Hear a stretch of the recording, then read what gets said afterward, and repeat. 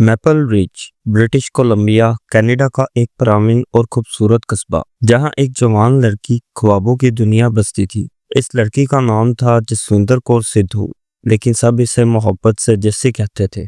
जस्सी एक खूबसूरत ज़हीन और खुश इखलाक लड़की थी जिसका ताल्लुक एक पंजाबी नसात सुख खानदान से था। इसका खानदान ज़ाहिरी तौर पर खुशहाल और बाअसर था, लेकिन अंदर से सख्त रवायती दकियानवसी और बदसलार जैसे की परवरिश ऐसे माहौल में हुई जहां इज्जत, गैरत और खानदानी वकार के नाम पर खवातीन के जज्बात और आज़ादी को कुचला जाता है। लेकिन जस्सी की रूह आज़ाद थी। वो मोहब्बत, इंसानियत और अपनी मर्जी से जीने पर यकीन रखती थी। मैं हूं मोहम्मद फैजान और आप देख रहे हैं वर्ल्ड फाइल्स डॉक्यूमेंट्रीज। 1994 में जस्सी अपने खानदान के साथ एक सफर पर भारत गई।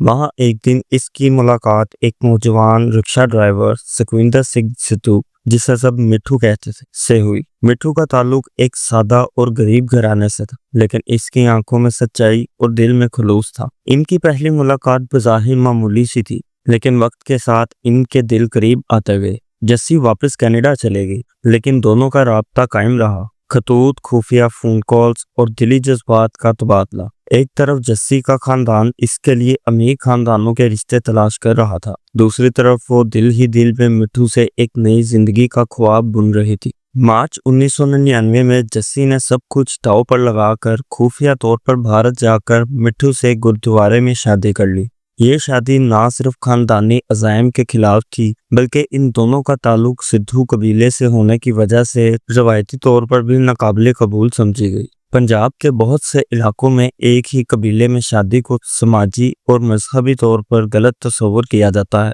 जस्सी जानती थी कि इसका खानदान इस शादी को कभी कबूल नहीं करेगा, लेकिन मोहब्बत ने इसे हिम्मत दी कि वो अपनी जिंदगी का फैसला खुद करे। कुछ महीनों बाद जब जस्सी का खानदान दोबारा भारत गया, इन्हें इस खुफिया शादी का इल्म हो गया।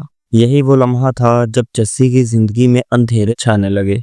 इसके खानदान ने पहले तो इसे मादी चीजों का लालच दिया, कीमती ताइफ, कार और रोशन मुस्तकबिल का वादा। लेकिन जब जस्सी ने इनकार किया, मामला जबरदस्ती, मारपीट और जज्बाती ब्लैकमेल तक पहुंच गया। एक दिन इसे कानूनी कागजात पर दस्तखत करने का कहा गया, ये कह के कि ये मिठू के वीजे के लिए जरूरी हैं, लेकिन दर हकीकत वो कागजात मिठू के खिलाफ झूठे इल्जामात दर्ज करवा रहे थे। जब जस्सी को इस धोखे का इल्म हुआ तो उसने भारतीय हुकाम को सब सच बता दिया और अपनी शादी को तस्लीम किया। इस इंकिशाफ के बाद जस्सी को जबरन वापस कनाडा ले जाया गया और खानदानी कैद में रख दिया गया, मगर जस्सी ने हिम्मत नहीं हारी। कनाडा में पुलिस RCMP की मदद से वो इस कैद से आज़ाद हुई और दोस्तों से पैसे लेकर दोबारा भारत चली गई, अपनी मोहब्बत मिठू के साथ एक नई जिंदगी शुरू करने की उम्मीद में। लेकिन किस्मत को कुछ और ही मंजूर था। 8 जून 2000 की रात जस्सी और मिठू को कुछ मसलाहे अफराद ने अगवा किया। मिठू को बरहना करके लाठियों से मारा गया और नीम मुर्दा छोड़ दिया गया। जस्सी को एक वीरान खेत में ले जाया गया, जहां इसे बदतरीन तशद्दुद के बाद बेदर्दी से कत्ल कर दिया गया। अगले दिन इसकी लाश एक नहर में बरामद हुई। इसका गला कटा हुआ था। बाद में भारतीय पुलिस की तहकीकात से ये बात सामने आई कि ये सब एक मंसूबाबंद साजिश थी, जिसके पीछे जस्सी की मलकियत कौर सिद्धू और मामू सुरजीत सिंह बादशाह शामिल थे। इन्होंने कनाडा से फोन पर राब्ते करके मुकामी गुंडों को कत्ल का हुक्म दिया था। कातिलों को गिरफ्तार किया गया। अदालत ने इन्हें सजाएं सुनाई, लेकिन असल मुजरिम जस्सी के माँ और मामू कनाडा में महफूज बैठे रहे। भारतीय हुकूमत ने इनकी हवालगी की दरख्वास्त की, लेकिन कैनेडियन अदालतों और कानून की पेचीदगियों ने इस अमल को 12 साल तक लटका रखा। बालाखिर 2019 में इन्हें भारत के हवाले कर दिया गया ताकि वो अपने जुराइम का हिसाब दे। इस तमाम अरसे में जस्सी के दोस्त, उस्ताजा और सहाफ़ी हजरात ने इंसाफ के लिए आवाज़ उठाई। एक सहाफ़ी हरबंदर सेवक ने तो मिठू की कानूनी मदद के लिए टीम तक बनाई और इसे छोटे रेप केस से बरी करवाया,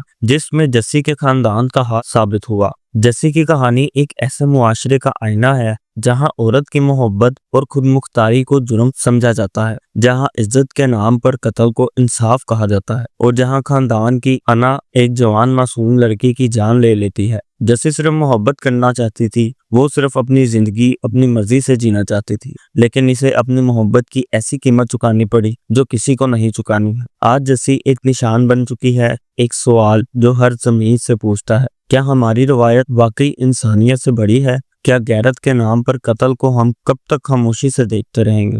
اگر آپ کو یہ ویڈیو پسند آئی ہو تو لائک، شیئر اور چینل کو سبسکرائب کرنا نہ بھولیں۔ ملتے ہیں اگلی ویڈیو میں، تب تک کے لیے اللہ حافظ۔